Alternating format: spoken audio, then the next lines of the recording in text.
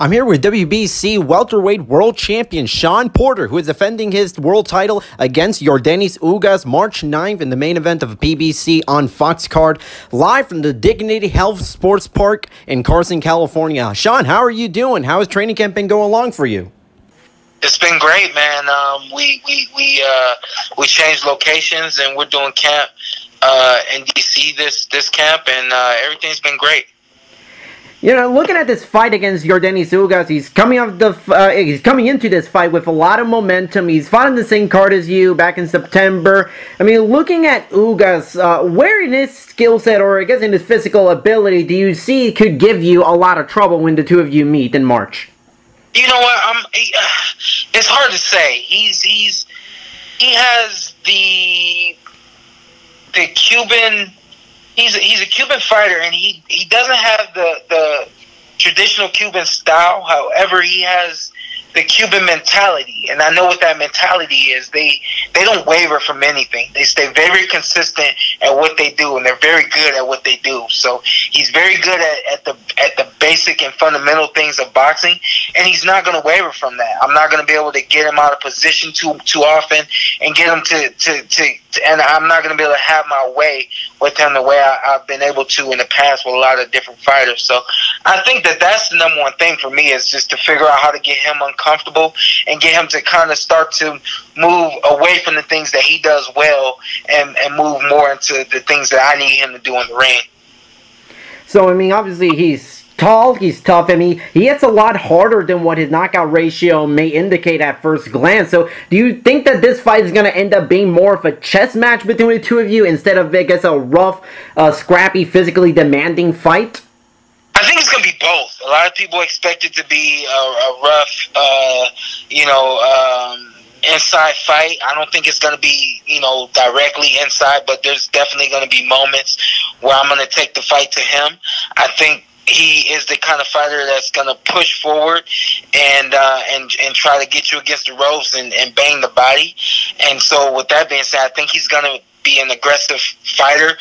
And, so for me, it will be kind of that chess match of me trying to figure out when to get in, when to get out, and when to be aggressive, and, when to, use my defense, and so on and so forth. But I just think that this is going to be, it's going to be a really good fight. I think that styles make fights, man. I think that, this one has just all the makeup to be a really good fight. Ugas is your mandatory challenger, and it'd be hard to argue that he has not earned the right to fight for a title. He's been on this very long win streak. But after you beat Danny Garcia to win the title, a lot of people kind of wanted to see you and Errol Spence fight after the two of you kind of had that face-off after you beat Danny. Does it sometimes get frustrating for you as a champion to sort of not get those type of big fights that you want when you want them in order to resolve your mandatories, or do you kind of feel that mandatories is a necessary thing to have in the sport?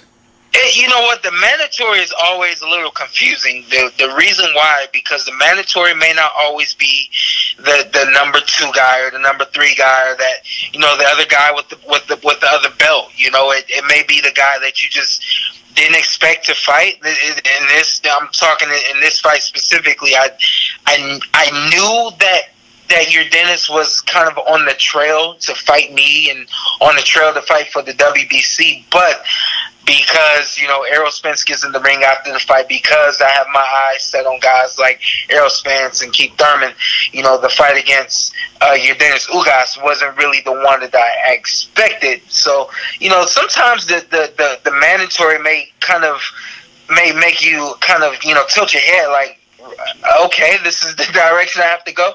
However, it's a part of boxing. It's a part of what we do, and it's a part of winning the title. So I do understand that, and I'm ready for it. This wasn't exactly what I was expecting or what I wanted, but I'm ready for it.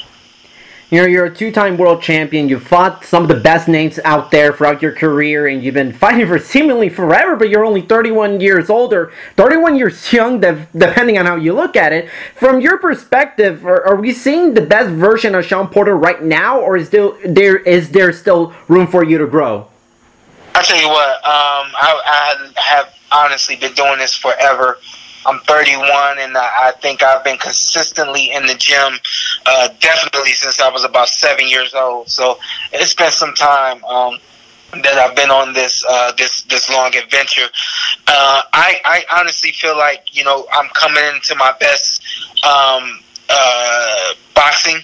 I'm coming into my best professional athletic potential right now. I think that and I'm hoping I get better every time I go out there, and I think I'm doing that. And so, you know, with that being said, I do think that there's still some more heights for me to reach, but I'm definitely right now, especially with the fight with Danny Garcia, I think that was the best Shawn Porter you had seen to date. And I think, you know, when you see your Dennis Ugas, and Shawn Porter, you'll see me climb up another stair. And I honestly, I think that that's the way it's supposed to go until you're done. You're never done learning until, you know, it's all over. You know, you learn something new every day. You know, so with that being said, boxing is no different. We can still learn, we can still grow, get better, even at the small, minute things. Those things, the small things become big things in the professional world. And you know, as long as I take care of the small things, I'll get better every time you see me. You know, I wanted to talk to you a little bit about your second job, I guess, sort of say, working at Fox at Inside PBC Boxing. Well, what has that been like so far for you now that you're kind of like on this side of the sport instead of just being exclusive to just fighting in the ring? I love it. It's something that I've always wanted to do.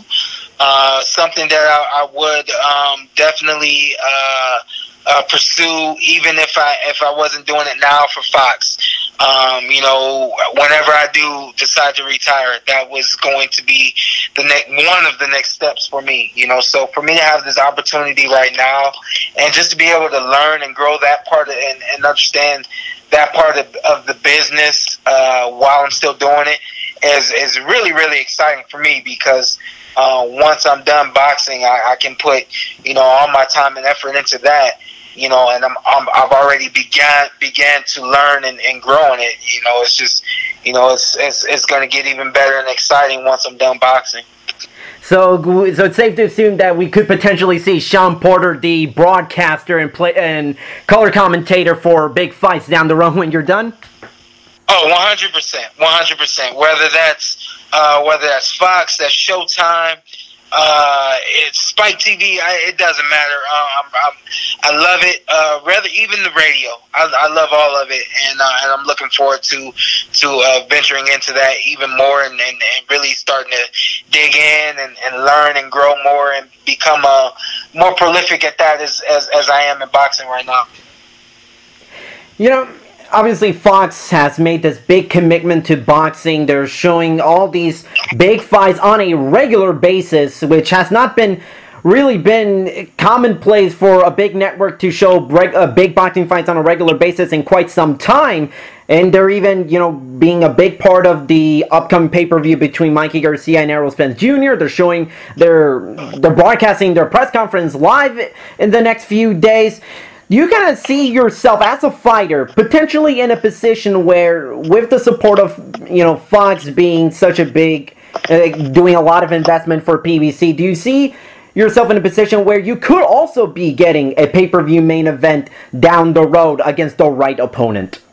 Yes, definitely with the right opponent, but that's the plan. The plan is to do this at the highest level, and do it so that everyone can see us, which is why we're on the same networks as that you see NFL on every other day, and NBA as well, and all the big time sports. You know, so we're trying to do it the best we can to make a name for ourselves, and then after that, hopefully those fans will carry on with us onto the pay-per-view networks as well. You know, obviously one of the biggest PBC stories, and I guess in the last few weeks, has been your co-host Abner Mares and the unfortunate eye injury that he suffered. You know, worst case scenario, it could be career-threatening. When you first heard the news, was it when he was speaking to Kate Abdo, or did you find out beforehand? What was your feelings or your emotions when you first heard the news? You know what? when I heard the news, I was just really, really not disappointed. I was what's the word? I was concerned. I was concerned for Abner. You see, the thing for Abner is when you try to move up a couple of weight classes and take on a heavy hitter that everyone's telling you can't beat, and they're asking you why, and you're trying to convince everyone that you can do it, and then something like this happens. It gives the perception that he didn't want the fight. It gives the perception that he ran away from the fight. It gives the perception that something fortunately came up for him, and that just isn't the case. I know Abner is a tremendous athlete. He is a professional from top to bottom, beginning to end. And I know if he had it his way, he would have gotten in the ring the other night. So I just was concerned for him. I know that his heart was broken, and I'm sure that his confidence, and all the questioning that everyone had for him was definitely took a toll on him. So that was really my only concern with the fight not going the way that he needed it to go. And kind of now moving back to your boxing career, when we last spoke, I believe it was in August, before the Danny Garcia fight, we were talking a little bit about what your thoughts towards a potential rematch between you and Keith Thurman, and you said that you wanted to see how he looked in his first fight back, and to make sure that if you two fought and you did beat Keith Thurman in the rematch, there would be no excuses whatsoever. Now that you've seen him fight Josecito Lopez and get a hard-fought win over Josecito Lopez, do you kind of feel that perhaps after this fight against Ugas that maybe at that point now would be the time to potentially have the rematch against Thurman if you do beat Yordenis Ugas in March? You know what? We'll see what happens. I'm definitely going to beat Yordenis Ugas, but I think that I don't think Keith. He didn't look comfortable in the ring. He didn't look completely confident and sure of himself. I think he's still got some kinks to get out, and I think it's still going to take some time. If he wants to fight, then we'll do it. If he's saying, I want you now, then we'll do it. Outside of that, if he's not calling my name, then we right now at this very moment we may look elsewhere. Reason being is because I didn't see the vintage Keith Thurman that I hoped I would see. Obviously, I didn't expect to see everything that you see that you've seen from Keith Thurman in the past, given that he's been gone for so long. However, I just thought it was. I think I may have saw 50% of what I expected to see, and that just wasn't enough for me. So after this fight against Ugas, you're still obviously Errol Spence Jr. He got his fight against Mikey Garcia. Manny Pacquiao, he just joined PBC and he looked really good against Adrian Broner last month. Among the top names at welterweight, who do you like to face off against next if it were up to you? That's it, man. I have three names on my list. Manny Pacquiao, Errol Spence, and Keith Thurman. The list is short, and I don't think, after this mandatory, I don't think there's a reason why I would look to fight any of the other guys out there. Lastly, going back to your fight against Ugas, predictions-wise, obviously you've spoken of how hard it is to try to get Ugas out of his rhythm. That's going to be key to your fight. Do you believe that this will end up having to go to the judges, or do you think that there's going to come a point in the fight, probably late in the fight, where you think you could be in a position to knock him out? I got a feeling if I can get him to exchange with me and throw with me, I think I got a good feeling I could catch him and land something that would hurt him and take him out. And so I will definitely keep that in the back of my mind and look to force him to throw his hands with me.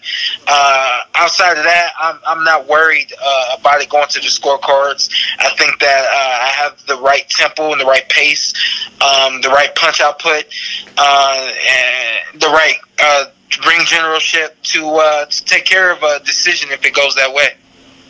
Shawn, thank you so much for talking to me. Best of luck in your fight March 9th against Yordenis Ugas at the Dignity Health Sports Park in Carson, California. Best of luck, Shawn, and looking forward to seeing you in the ring and talking to you soon. Thanks a lot, Carlos. You have a good one.